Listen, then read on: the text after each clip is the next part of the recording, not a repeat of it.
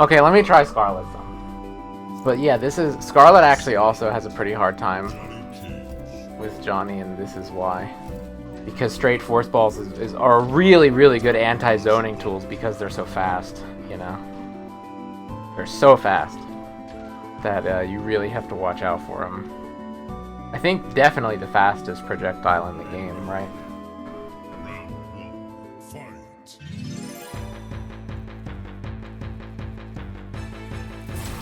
Ugh. Like, they're not even reactable if you're not far enough away.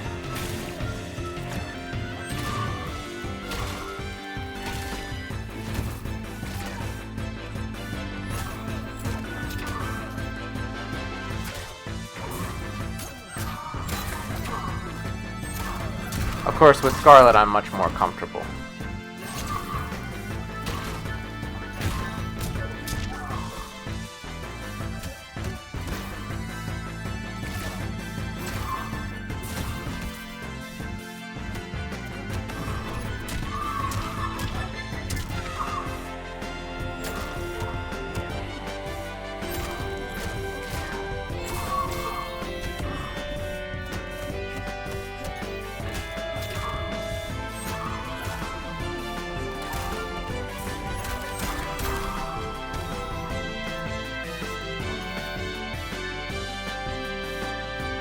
I've played this matchup a lot.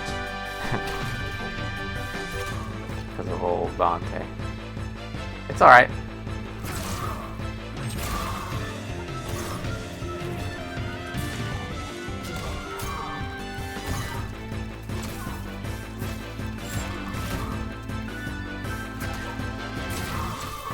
We might still be able to play.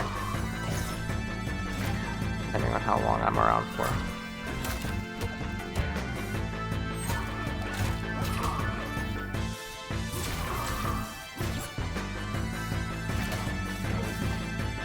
Do I think Scarlet loses to Johnny Cage?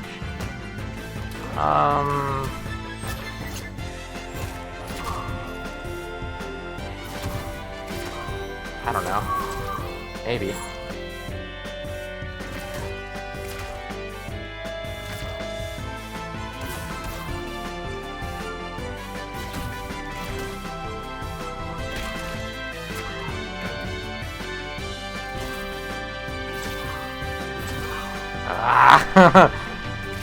It's definitely annoying because of this freaking move. Stop it! Stop it! Stop! I think I'm just pretty bad at dealing with it though. You know? Oh my god. I'm pretty bad at dealing with straight force ball. I lose like half my life to it every time.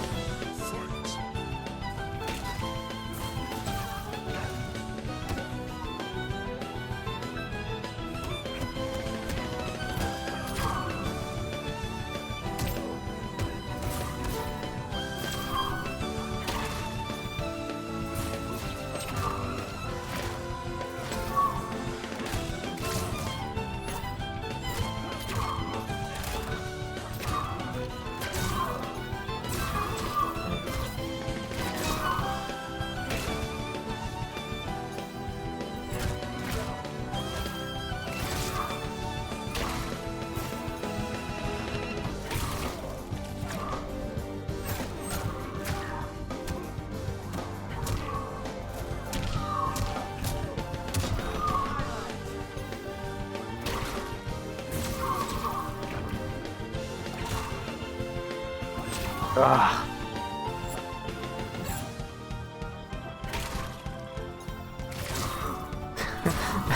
Oh my god.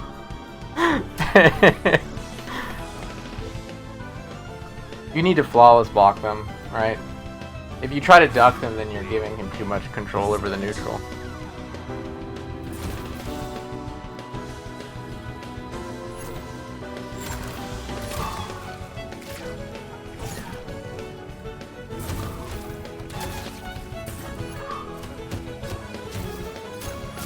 Okay. Hey! Thank you.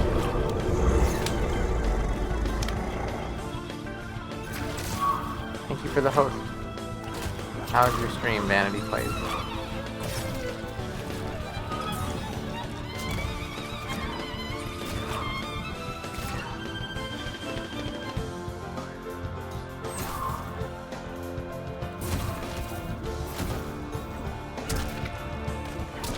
There we go. See, that's what you gotta do. You know?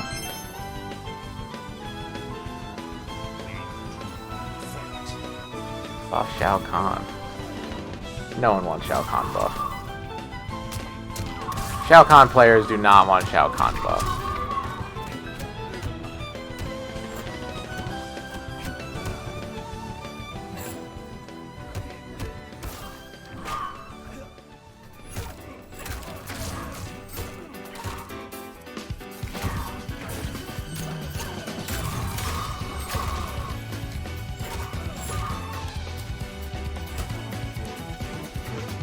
People definitely don't want Scarlet buffed.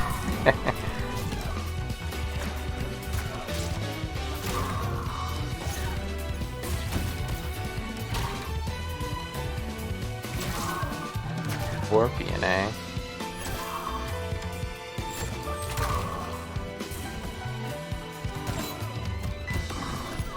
If Shao Kahn gets buffed, the Shao Kahn players won't be able to say that he's low tier anymore, which is the whole point of playing Shao Kahn. Oh no. Damn. That'll happen.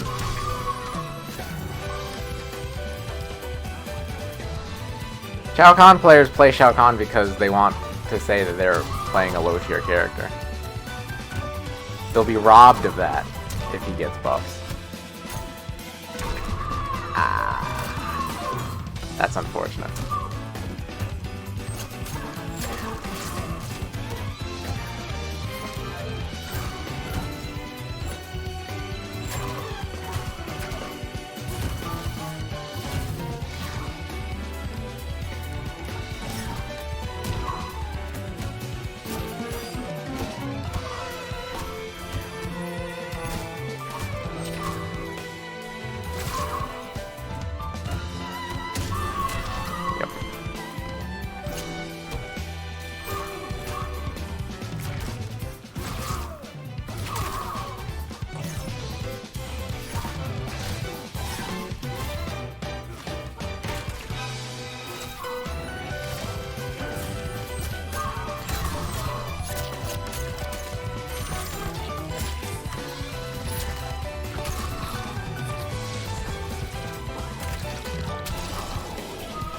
Character loyalists that have earned their top tier status?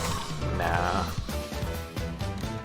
Shao Kahn players thrive on the positive attention they get from playing a low tier hero, right? From somehow managing to survive.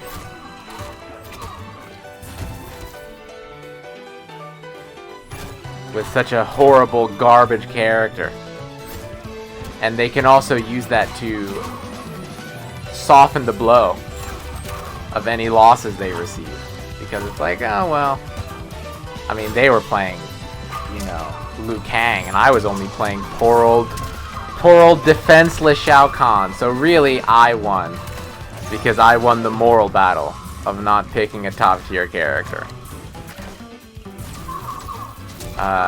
You wouldn't be able to do that if Shao Kahn got buffed.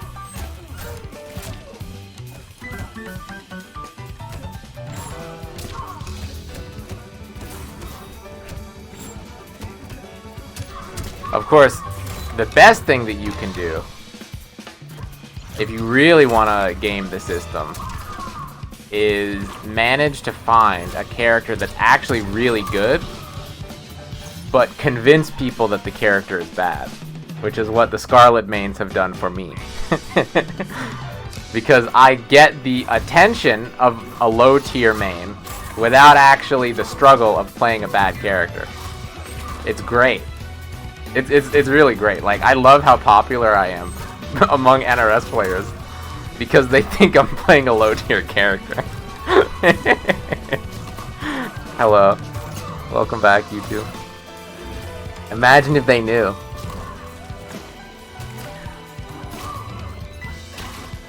The terrible truth.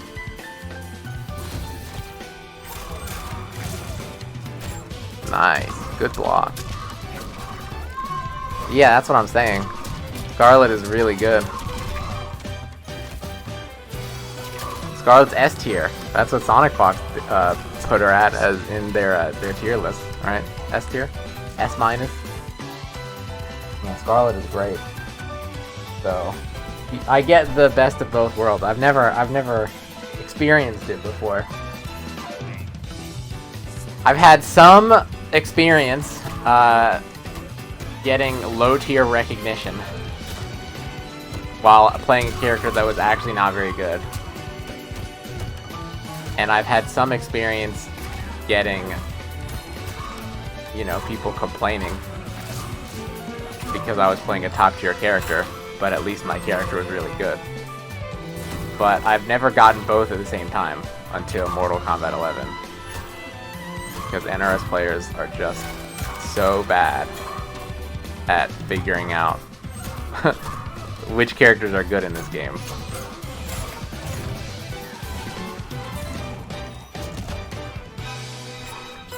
Yeah, Sonic Fox has definitely been very vocal in the past about Scarlet's, you know, potential. But I mean, what do they know, right? What would they know about Mortal Kombat 11?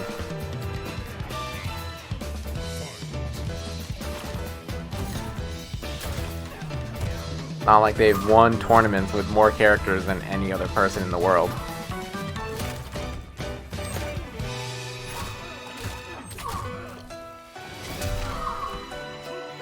Schrödinger Scarlet.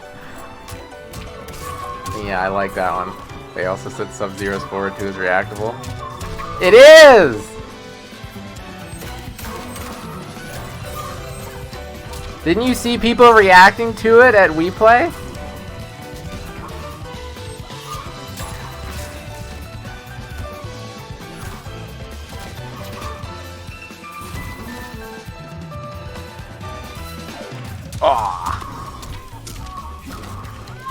Arn Kratos. Azerbaijan reacted to it. And, Foxy Grandpa reacted to it as well. Tekken Master reacted to it. I don't think Tekken Master played any Sub-Zeros at this one. But in Season 1, when Tekken Master played Foxy Grandpa in the finals, he reacted to, like, every single one of them. Which is why the Grand Finals was, like, 8 minutes long. Because Foxy Grandpa's technique with Sub-Zero consists pretty much entirely of forward 2, right?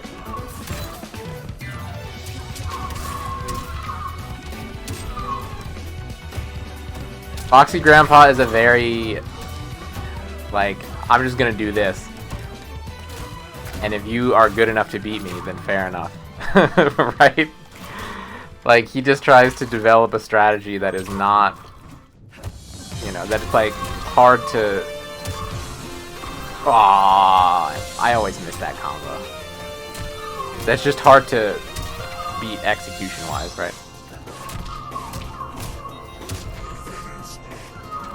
And if you don't have the execution, then you just lose. And if you do, then you win, and good for you. And he's fine with that, I think. I mean, I can't imagine playing that way, but, you know. He seems very chill, right? He doesn't seem to really care about being, like, the best in the world. He just seems to be there to have a good time. Which I can obviously respect.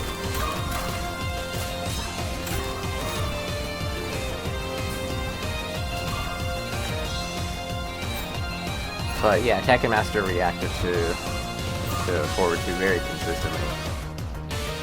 What people don't get about the idea of things being reactable is that it's not binary, right? Like, that's the misconception that so many people have, especially in the NRS community. They get this idea that either something is reactable or it's not. And if it's reactable, then you should never get hit by it, right? If it's reactable, then that means if you get hit by it ever, then either you're bad or it's just online, right? But that's not how it works at all, right? something being reactable is... I mean, like, me saying that Sub-Zero's forward 2 is reactable is the same as me saying that Johnny Cage can get like 500 damage off of some of his starters if he has his Fatal Blow ready, right? It's true, but that doesn't mean that you can just pick Johnny Cage and do 500 damage if you've never practiced it, right? You see what I mean? Like, if you've never practiced it and you don't know the combo, and you have no execution, then you can't get 500 damage off of Johnny Cage's starters. Does that mean that it's not possible? Right? Does that mean that his combos don't do that much damage? No. It just means that you don't have the skill to do it yet, because you haven't practiced doing it. Reacting to things is the same way, right? Reacting to moves is a skill that takes time and practice. It's not something that you can just do or not do.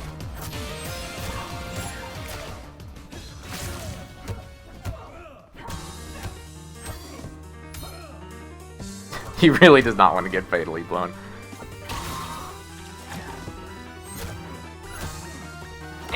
Wow! Nice. That was a good idea. Do I ever use choke?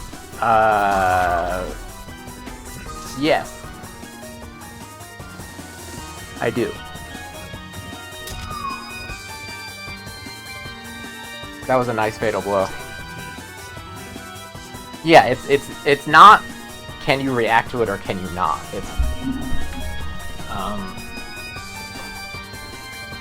you know, have you practiced it, and also are you looking for it, right? Plenty of things are reactable and people still get hit by them because they were looking for other things. So Sub-Zero's overhead is reactable if you've practiced it and if you are looking for it when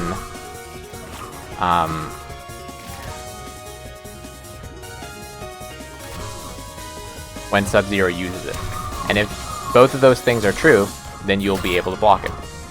If one or both of those things are not true, then you're gonna get hit by it. And then people in Twitch chat are gonna be like, see, it's not reactable.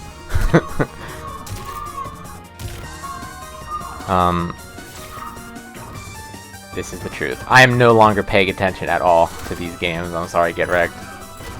I've been completely sidetracked by this conversation with my viewers.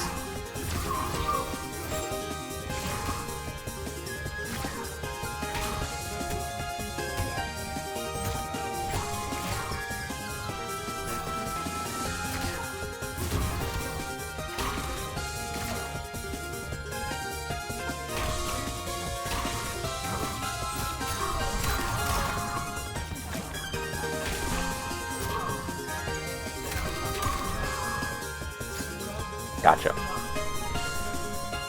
So what happened at WePlay, I assume, is a bunch of people said, oh, it's just a bunch of Sub-Zeros in my pool.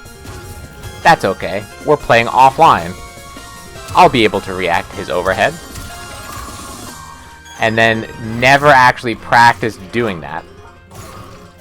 And then when the tournament came along, they just got hit by it every time. Because they were not equipped.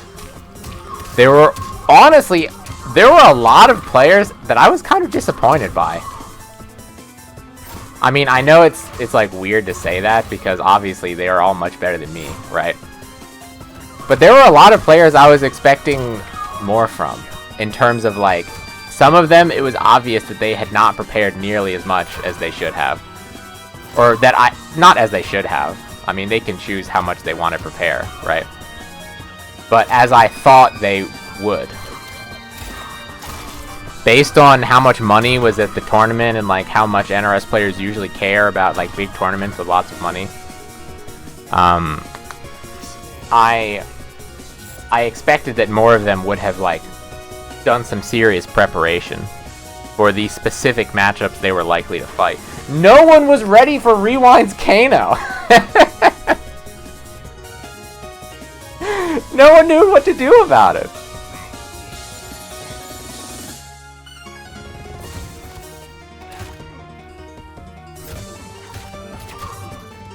Like, it's not a secret. Like, he plays Kano pretty publicly, right?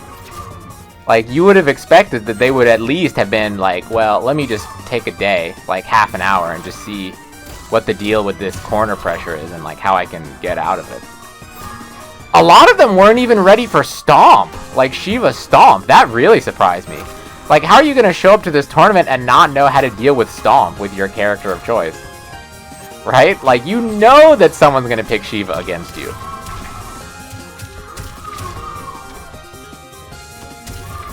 Yeah, but I don't know, man. I mean, they still did great. But if you're wondering, like, so the big story of the We Play tournament was obviously Azerbaijan, right? I think most people can agree.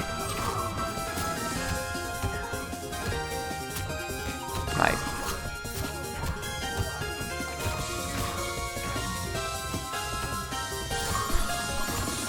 That's the Dante special. Down wanted to down one with Johnny Cage. Yeah.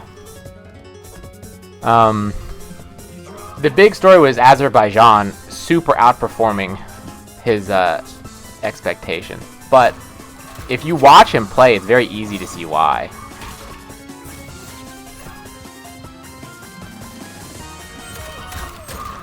Unlike almost all of his competitor peers, he did not. He clearly practiced. Like, he was more prepared than anyone for his opponents. Obviously, he was like ready to play, right? Like, he studied the matchups. He practiced the execution that he would need. And it paid off big time, you know? Like, he was ready. They were all guaranteed a pretty good payday no matter where they placed. Well, yes, but actually no. For one, only top 8 got paid, which means if you don't make it out of your pool, then you don't get any money. And for 2, it was a very big difference, right? Like, 8th place got like $200 or something, whereas 1st place got $15,000. So, I mean, I'm sure that their trip was paid for. But yeah, it was not like, you know. Right, that is true, yeah. For the people that had like regular jobs, the opportunity cost of having to quarantine for like 2 weeks when they got home is very true. That's why Zubaz didn't go. The Soul Calibur commentator? No, leave me alone. He didn't go because he didn't want to miss weeks of his job. Wasminator was invited? Damn, I would have loved to see Wasminator. That sucks. Wasminator's great.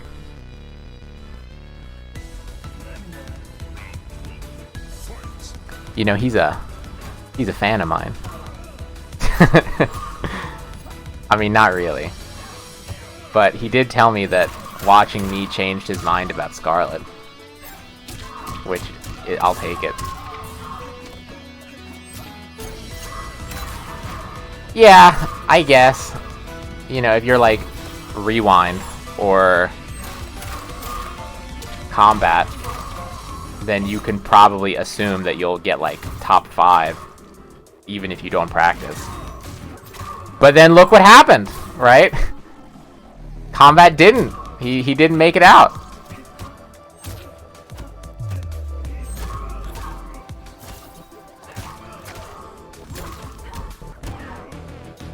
Arn, Kratos,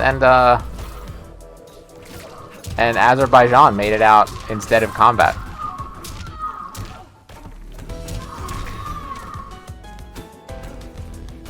Leave me alone.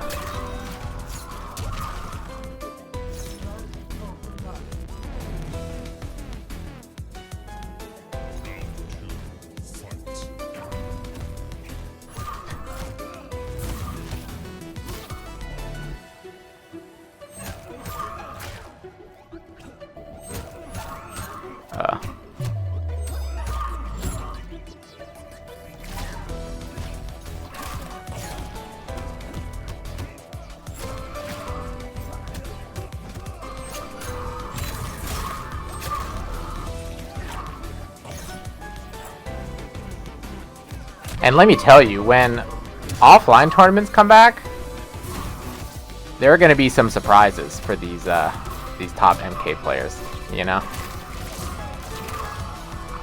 The top players who have just been kind of cruising, you know, and be like, oh, you know, I'll stream Combat League like once a week. I'll tweet about how NRS isn't updating the game and how mad that makes me. I'll just come back and, you know, get 4th place to Sonic Dragon and Ninja Kill anyway. I think they will be in for a rude awakening. Because there are some monsters that have been lurking in the depths. Whoa! That was a good jump.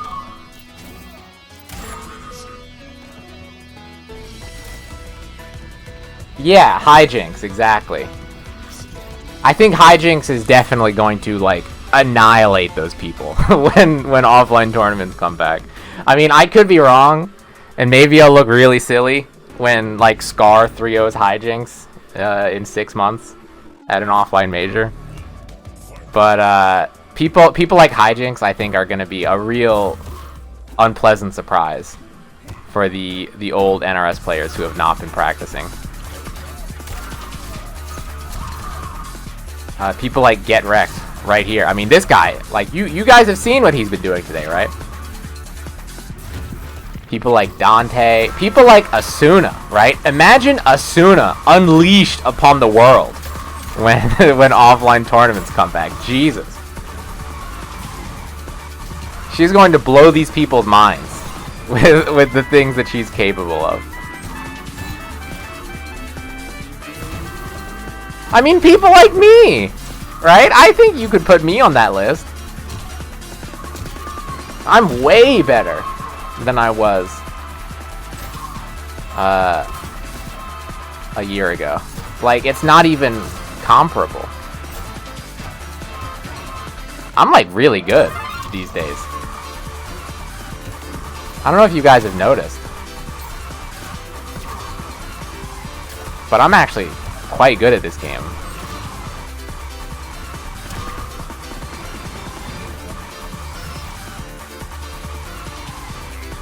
Experience goes a long way.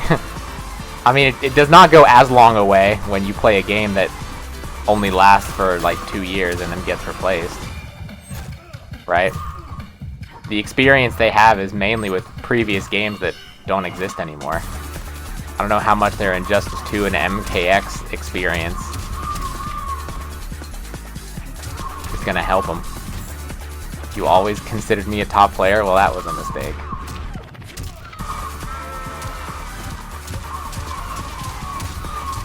I definitely was not a top player, and I still wouldn't consider myself a top player.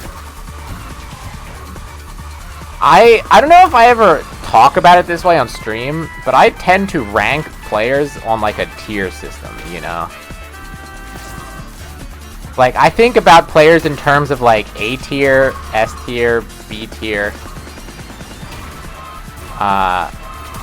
It helps because when I'm talking to like Orlando about games that she doesn't know anything about, I can be like, yeah, I played against this person, and I can sort of give her an idea of like who they were.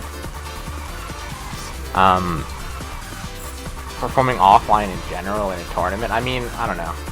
It's a big deal, but it's not that big of a deal.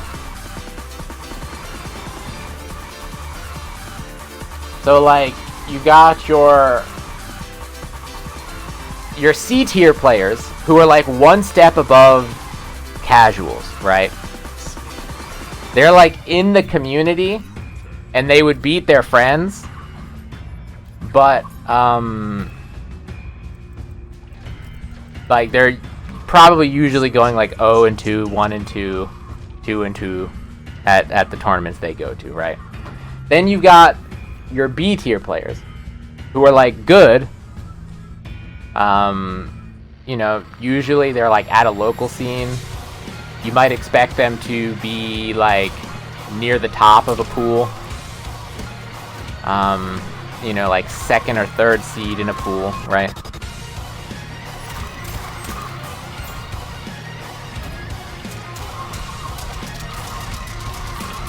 And then your A tier players,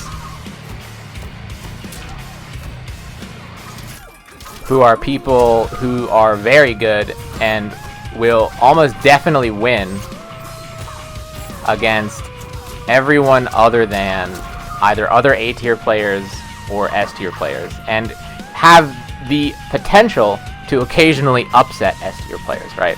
So A tier players are the type of people that you would expect to see in like the, you know, the bottom half of a top 8 of a major, right? Like if you're watching CEO and you've got your top 16, like 13th through like 4th is where the A tier players would fall. And then of course the S tier players are the people who, if they're in a bracket, you are expecting them to win the tournament, right? Unless there are multiple S tier players present, in which case you would expect that to be grand finals or top 3 or whatever, and very, very rarely lose to people outside of that. So I don't know, I think of top tier as another, or a top player as another word for like an S tier player, right? Usually there are not many of them in a game.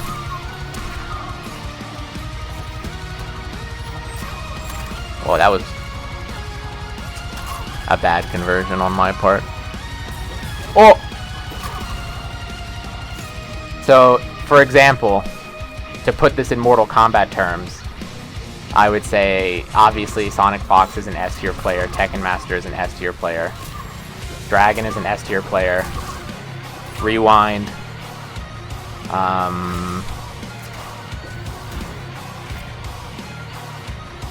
it's a pretty short list, right?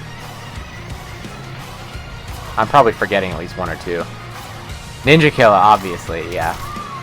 S tier.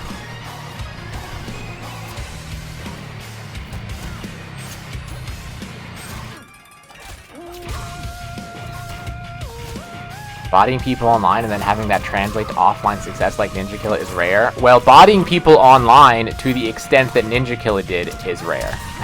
That's the rare thing, right? I mean, it's not like there are tons of people that smashed Sonic Fox in a Mortal Kombat game online before trying it offline, right? That's the uncommon part about Ninja Killa's story. It's not that he translated his online success to offline success. It's that he had so much online success to begin with.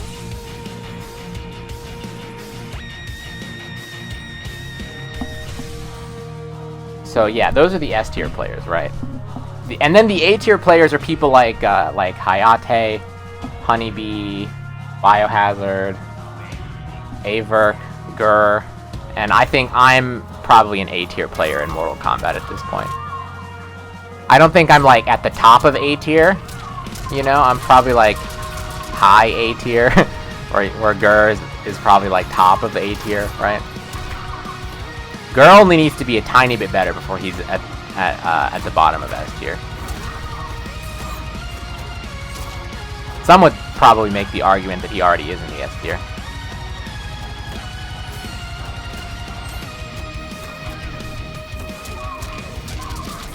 That's a good auto shimmy.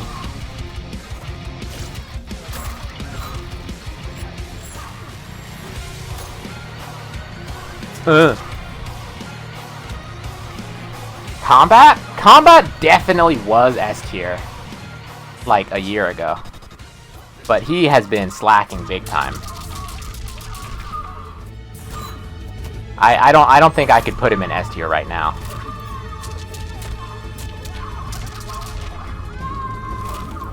He absolutely could be S tier again if he started practicing again, but he's just not playing the game much these days. Yeah, exactly. I'm not A+, I'm A. I think that's a fair place to put, which is very good, right? Like A tier probably means I'm in like, I don't know, the top 100. Do you think? Do you think that's a fair claim to make? I'm in the top like 100 MK players skill-wise. Maybe near the bottom of the top 100, but I would say I'm probably somewhere on that list, which is, I think, like quite an achievement. since this is my first game in this franchise, and I'm playing against people with, you know, sometimes 5 to 10 years of experience more than me. Right, yeah, I mean, there are tons of hidden bosses, especially in NRS. NRS has more hidden bosses than any other game franchise because of the online culture, right? That permeates this game. So there are almost certainly plenty of people better than me who I don't know about, or just who are not known about, you could say. I mean, Azerbaijan would probably beat me up, and we wouldn't know about him if not for the We Play tournaments, right? Well, I wouldn't know about him. Same with Arn Kratos. Actually, I don't know. Maybe I could beat Arn Kratos.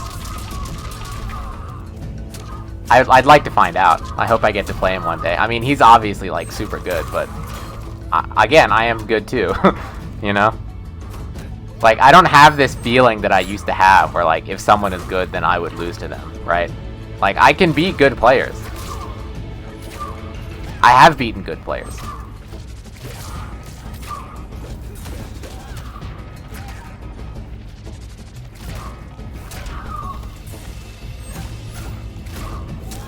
Nice.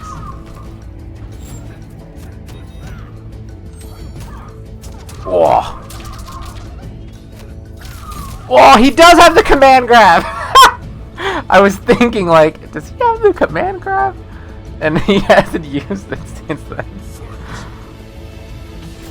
Damn, he was really playing the long game on that one. Nice conversion.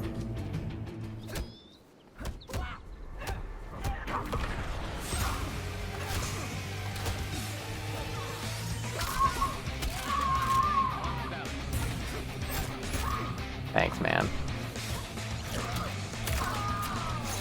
Hello, Rainbow Pride. Welcome to the stream.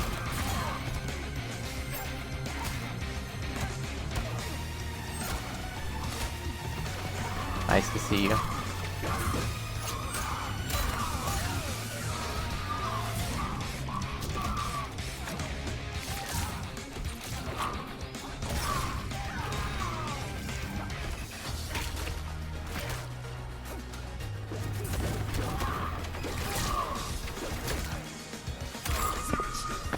Overhead.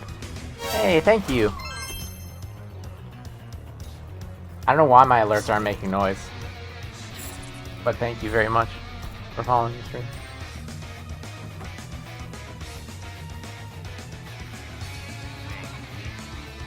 I'm gonna be honest, guys. I've kind of been having an existential crisis lately about my future as a fighting game. How did you block that?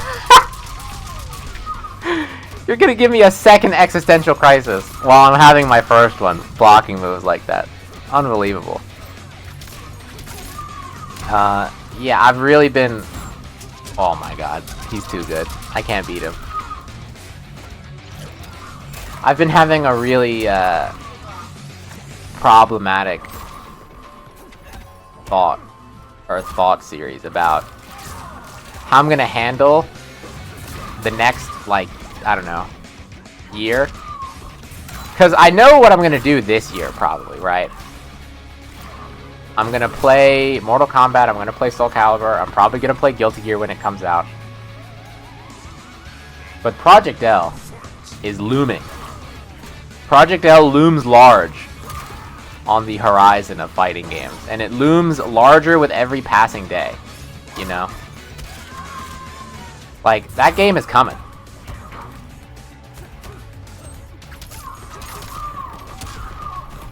Did we talk about the news? The Project L news that happened recently? We probably didn't, right? I think that happened right before I started streaming again.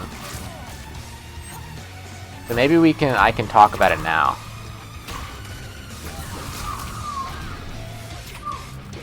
So what happened was Riot started... Oh my god. Riot, near the end of March,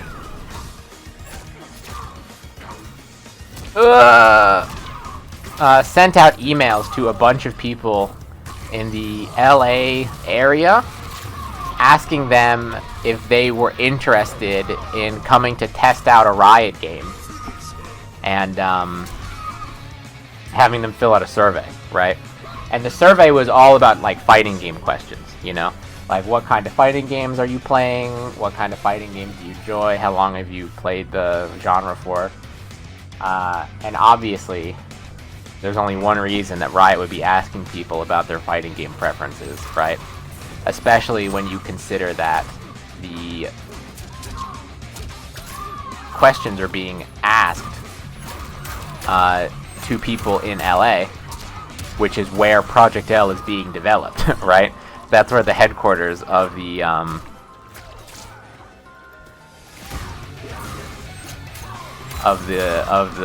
studio making Project L is. So clearly what's happening here is they are testing the game. You know, they're gonna run tests of the game.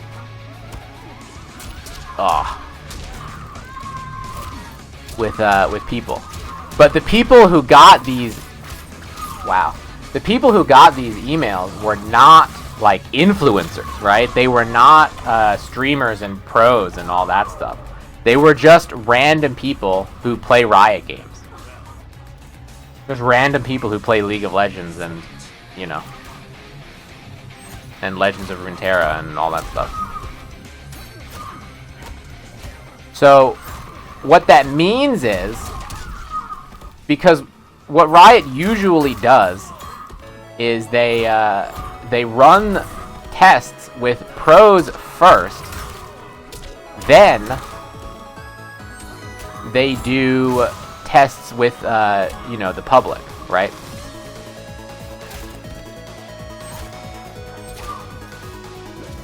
So if they're asking the public for beta testing, the almost certain reason for it is that they've already done beta testing. Oh my god, just let me live, man. They've already done beta testing with the pros. There are probably lots of fighting game personalities who already have played Project L and just aren't allowed to talk about it. That's exactly what happened with Runeterra and with Valorant, right?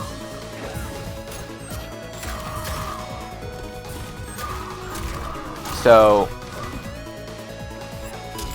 what that means is that the game is probably in a pretty, you know, playable state if they're having people play it. And when you factor that in with Evo being only a couple months away. Oh, nice. He's too good. With Evo being only a few months away, right? Evo, the tournament, being run by the Cannon Brothers, the same people who are developing Project L, where Project L was initially announced to begin with 2 years ago. It's almost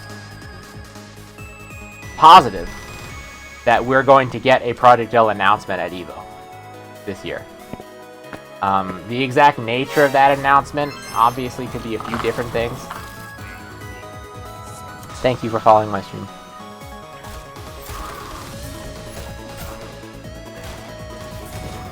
Like, it could be, you know, it could be something small, like them just saying, hey, we're working on the game.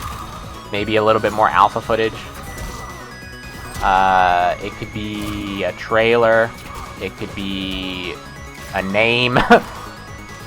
Right, we might finally get a name for it other than just Project L. Or it could be something big, right? Nice. Like a release date, or a beta, or both.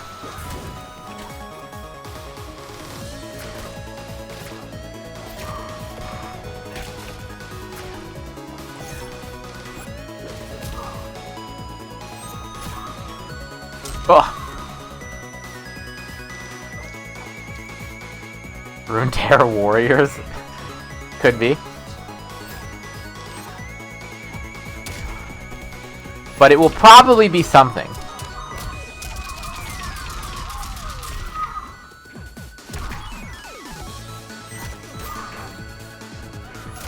It will probably be something. So, the point of all of that is to say, we will get Project L, you know, soon. Soon. Not like really soon, but I would guess that it's less than a year away. Jeez. I would guess that it's less than a year away.